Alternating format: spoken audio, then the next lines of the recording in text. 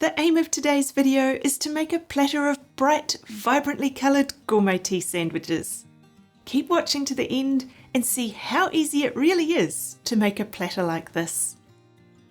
I've had a scout around in my pantry and garden to see what I could find.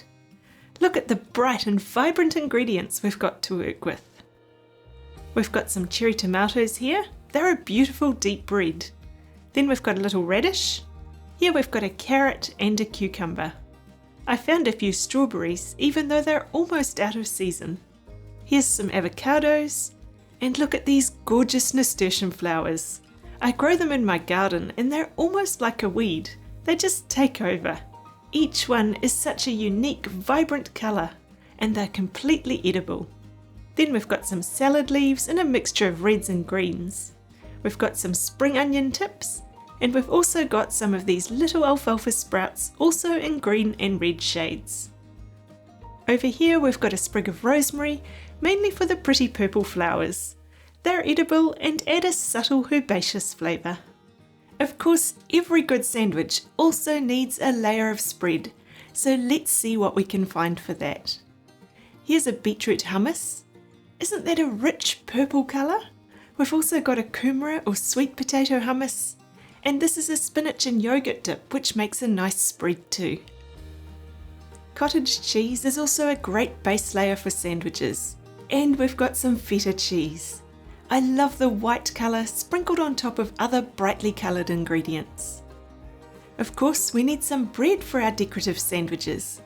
Today I've got a Dutch wholemeal grain loaf to use. It's a browny colour, so it will contrast with the vibrant colours of our topping ingredients. Well, I think we're off to a good start, so let's see what we can come up with. A large part of making pretty decorative sandwiches is in preparing the ingredients.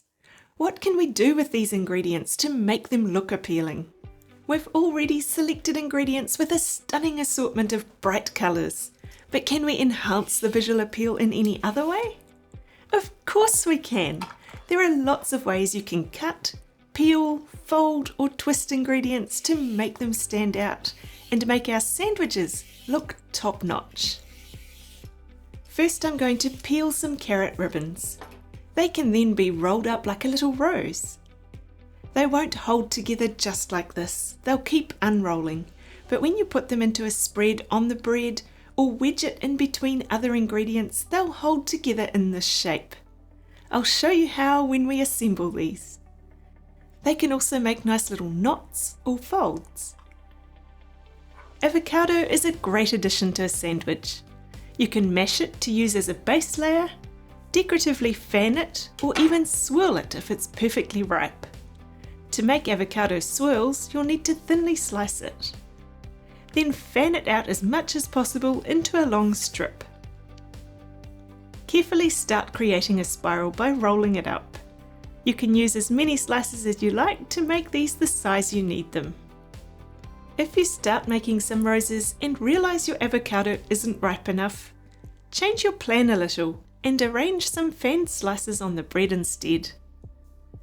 This is often the case with food presentation. You might have an idea or a plan, and then you might need to tweak it partway through if you have any hiccups. You can do all sorts of decorative things with cucumber too. I'm going to show you how to make a simple fan.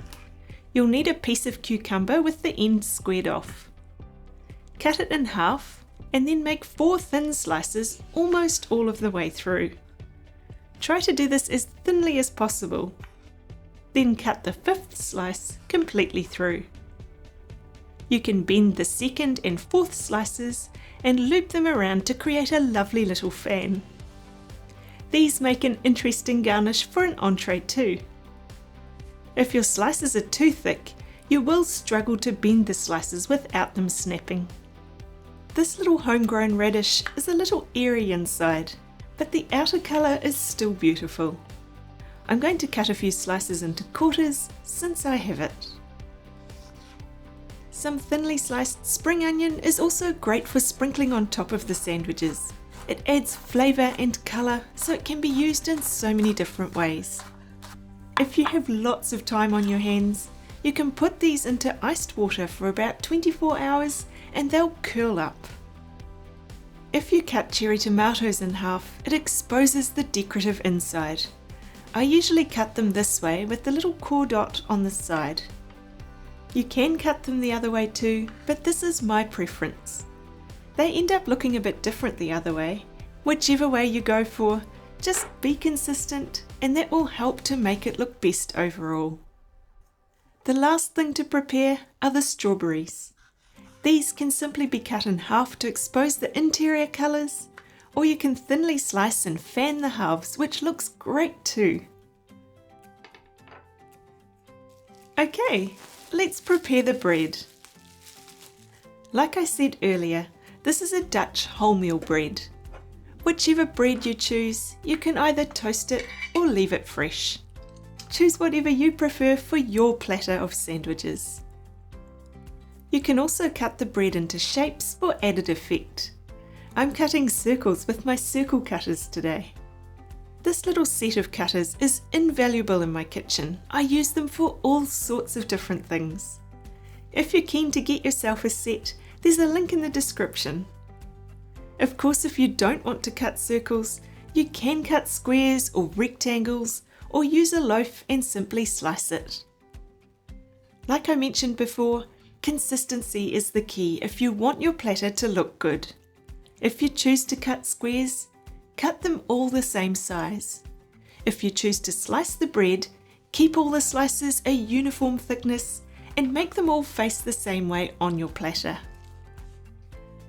Wow, look at this beautiful tray of our prepared ingredients. It's so vibrant, we're not going to struggle to come up with beautiful tea sandwiches with this.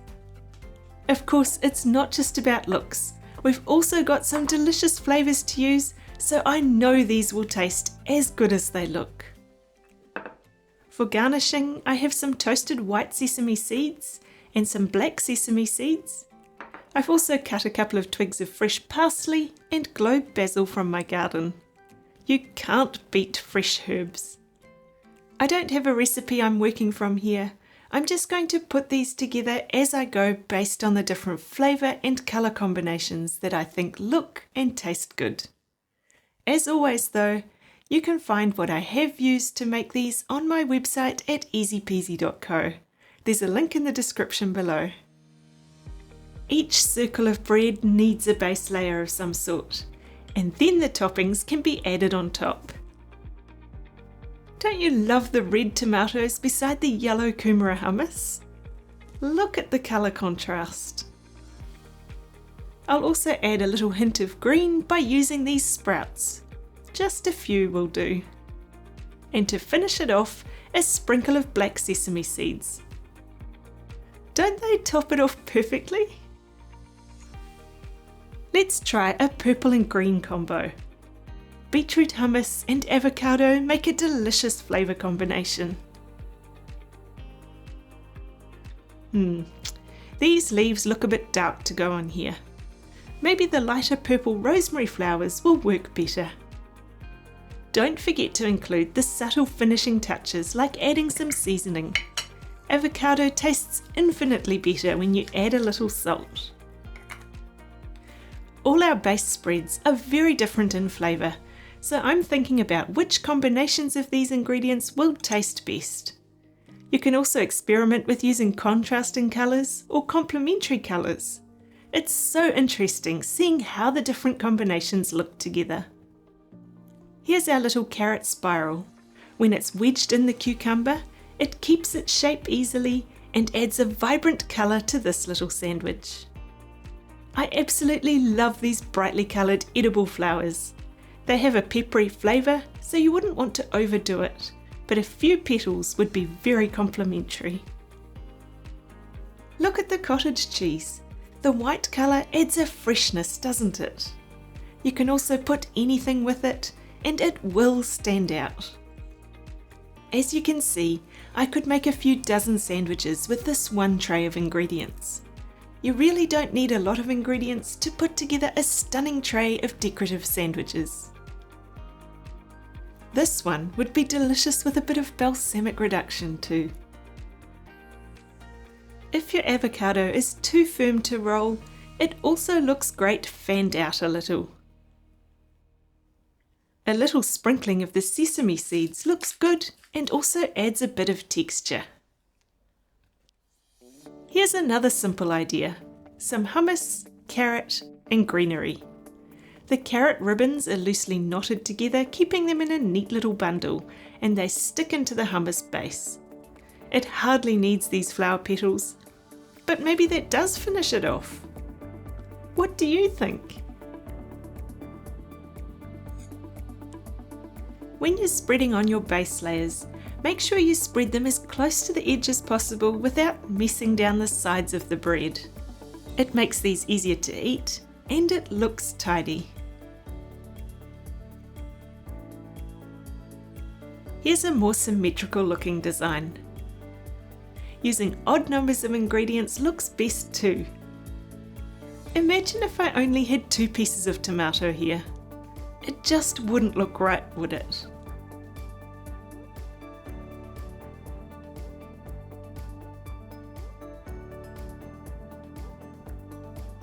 Simple or elaborate, you can totally choose how you want to go about this.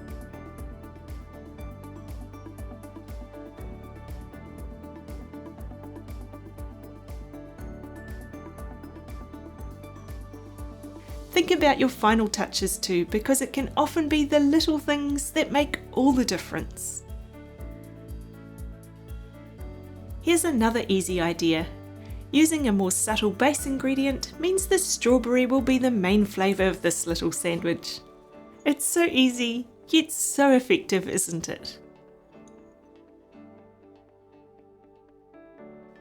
Simple additions like seeds or a little sprig of a fresh herb add to the enjoyment of eating these.